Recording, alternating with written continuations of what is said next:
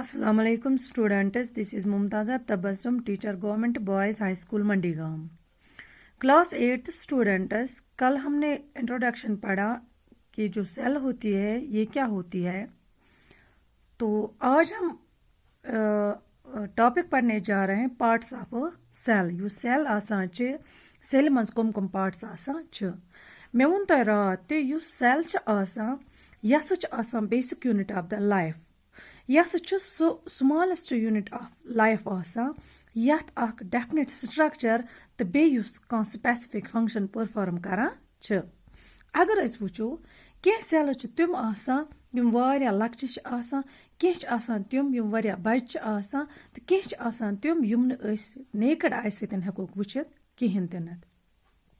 That means अगर अस वुचो कि युस हसा सेल आसान छ यह च गसान अमुक साइज च रेंज गसान। कह तिम आसान यम अचन हंद सत हेको वुचित, मगर कह तिम आसान यहंद वुचन खतर आस माइक्रोस्कोप जरूरत आसान छ, मगर सु कुस माइक्रोस्कोप यथ वारिया ज्यादा हाई मैग्नीफाइंग पावर आसान छ।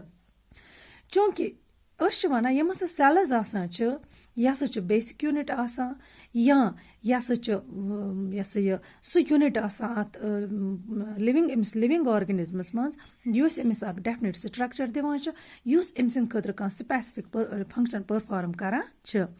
ये विज वुचान कि तमाम सेल्स यम तमाम लिविंग सेल्स आसान छ they come from other living sales.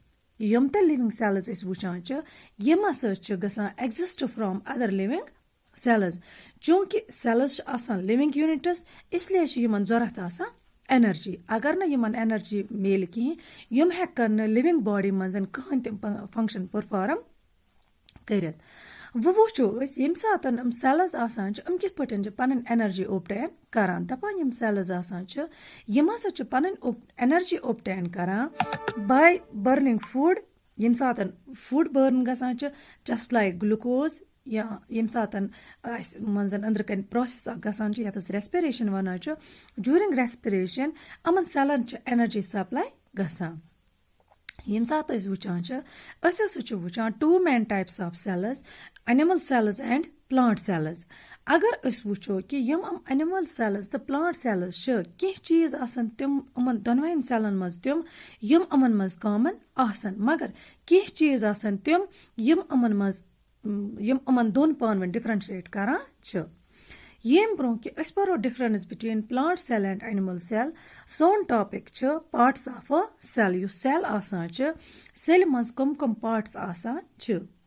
ये विज सेल वुचान छ प्रथ कह सेल छ आसान अथ मजन छ आसान नंबर ऑफ स्मॉलर पार्ट्स, चाहे ये एनिमल सेल छ चाहे ये प्लांट सेल छ कुस सेल छ ये प्रथ कुन सेल मजन छ लकट लकट स्मॉलर पार्ट्स आसान। कि पार्ट्स अम सेल हंद आसान यम तमाम सेलन मज वुचान, चाहे यम प्लांट सेल आसना चाहे यम एनिमल सेल मज आसना। यानी कि यम सेल मजन पार्ट्स वुचान यम पार्ट्स आसान यमन मज आसान कह पार्ट्स तिम यम प्लांट सेलन मज ते आसो वुचान यम एनिमल सेलन मज ते आसो वुचान, मगर कह सर्टन पार्ट्स आसान तिम यम प्लांट सेलन मज आसो वुचान एनिमल सेलन मज आसो न वुचान कह पार्ट्स आसान तिम यम एनिमल सेलन मज आसो वुचान प्लांट सेलन मज आसो न वुचान कह। अगर अस वो डिस्कस करो कि इम्पॉर्टेंट बेसिक पार्ट्स कम सेल मजन आसान। यम सातन important basic parts of the cell वुचान वन सेल मजन हसा इम्पॉर्टेंट बेसिक पार्ट्स आसान सेल मेम्ब्रेन यथ प्लाज्मा मेम्ब्रेन ते वन अत ब्याक ना वन प्लाज्मा लीमा, यस यह साइटोप्लाज्म, न्यूक्लियस एंड माइटोकॉन्ड्रिया। यम तिम बेसिक या तिम रादर यमन वनो इम्पॉर्टेंट बेसिक पार्ट्स यम सेल मजन प्रेजेंट आसान छ। मगर कह पार्ट्स आसान तिम यम सिर्फ एनिमल सेलन मज वुचान या कह पार्ट्स आसान तिम यम प्लांट सेलन मज वुचान। For example us animal Selan मज सेल वाल वुचान कि प्लांट सेलन मज सेल वाल वुचान। अस एनिमल सेलन मज क्लोरोप्लास्ट्स वुचान कि प्लांट सेलन मज वुचान। अस एनिमल सेलन मज लार्ज वैक्यूल्स वुचान कि मगर प्लांट सेलन मज वैक्यूल्स वुचान। वो वुचो वन बाय वन कि यम इम्पॉर्टेंट पार्ट्स सेल मज वुचान यम कित पटन इम्पॉर्टेंट यम कम फंक्शंस सेल खतर करان. Number first is cell membrane or plasma membrane. Godnuk kus chh ya to cell membrane wana chh ya plasma membrane wana chh.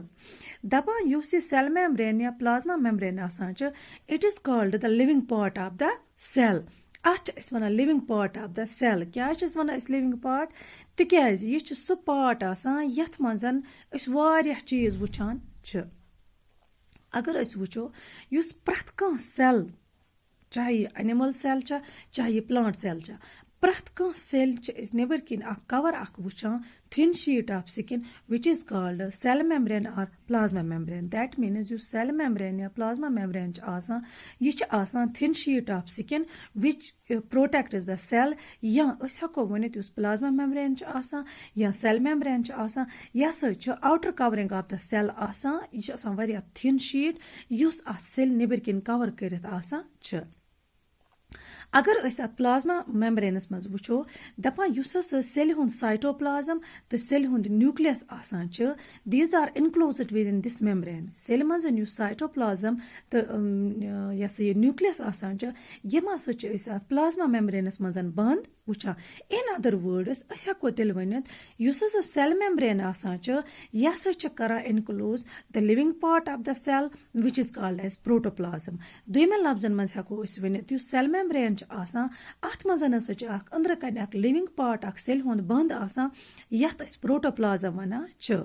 ये विज function cell membrane वुचो दपा cell membrane करान कम it protects the cell यह cell बचावान and also give shape to the cell और अम सत cell definite shape Mela.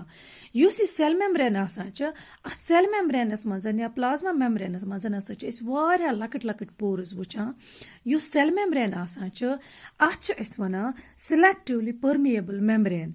The cell membrane or plasma membrane is called the selectively permeable membrane तिकैज यह सु कवरिंग आसान युस ये membrane आसान अमिच काम आसान यह सेल मजन करा control the moment of substances यह सेल मजन सबस्टेंसन हज मोमेंट कंट्रोल करा चाहे सेल अंदर अजना या सेल नेबर नेरना यम सातन अमन सबस्टेंसन सेल अंदर इंटर आसान गसन युस सेल मेम्ब्रेन आसान यह गोड सिलेक्शन करान.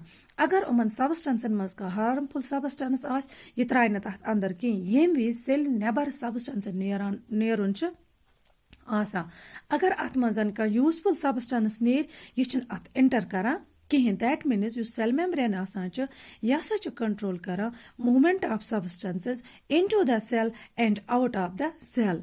अथ सेल मजन यम डिजॉल्वर्ड सबस्टेंसेस गसान सच एज फूड या ऑक्सीजन यह गसान enter into the cell whereas the waste product such as carbon dioxide can go out from the cell through the pores of the cell membrane. That means yum dissolved substances आसान यात मजन food आसान oxygen आसान अम हसा गसान enter into the cell और यम cell अंदर कन waste products बना such as carbon dioxide या बेका waste product आसान अम हसा अम सेल मज नेबर नेरा यम अत सेल मजन वारिया लकट लकट pores आसान तिकैज अस गोडनेते वना युस cell membrane आसान या plasma membrane आसान it contains many tiny pores.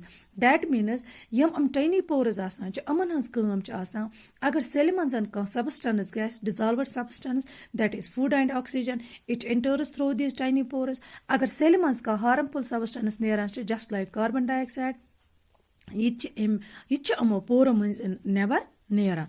Use cell membrane आसान अमिच काम आसान यह सेल करान सेपरेट फ्रॉम वन अनदर यह सेल हंदन कंटेंटन अकिस नशन सेपरेशन करान और बेयुस अत अंद पकिन सराउंडिंग मीडियम आसान युस सेल मेम्ब्रेन आसान मे वो गोडनेत क्या अत living part of the cell वन तिकैज अत मजन हसा सबस्टेंसेस वुचान या वारिया चीज वुचान यम सेल मजन नेबर नेरान यम सेल मजन अंदर आसान दैट मीन्स अत मजन यम टाइनी पोर्स आसान यमन हज काम आसान यम हसा करा सबस्टेंसन movement in and out of the cell.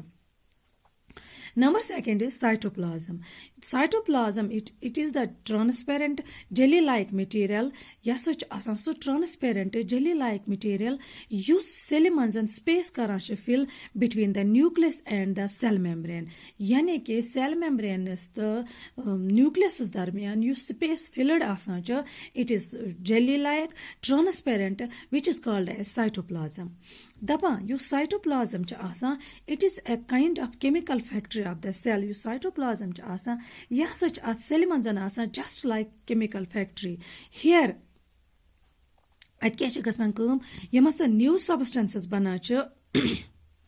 Here, new substances are built from the materials taken into the cell and energy is released and stored. At cytoplasm mans kya cha gasan, yamasa nai substances banacha, em cell hindi material nation pacha meva cell manzanian or ach energy release gasan, pacha yoh energy store gasan. In fact, yamasa maximum chemical reactions which are yam cell manzan gasan, they take part in the this cytoplasm. Yam kat manzan gasan maximum chemical reactions at cell manzan wuchan ye maximum chemical reactions gasan at cytoplasm mans. Use cytoplasm asan dapa at cytoplasm you cell hond asan at such is varia lakit tiny structures wuchan. Yam various structures cell manzan is wuchan the tiny structures present in the cell are called as cell organelles. Dapa yam is lakit structures at cytoplasm mans wuchan Yaman is one cell organelles.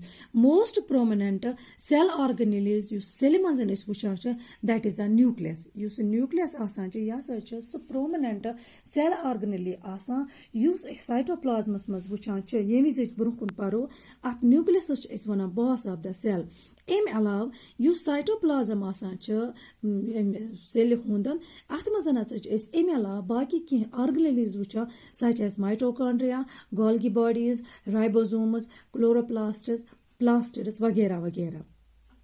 Uses cytoplasm. Image is plant cell hon cytoplasm wuchan it contains chloroplasts. Use cell hon plant cell hon cytoplasm asan at bazan is chloroplasts wuchan use pat karan function use pat help karan in performing the photosynthesis. Image plant as mansan photosynthesis gasan aman man gasan tawai photosynthesis tikaz aman man chloroplasts present asan. Thanks, have a nice day.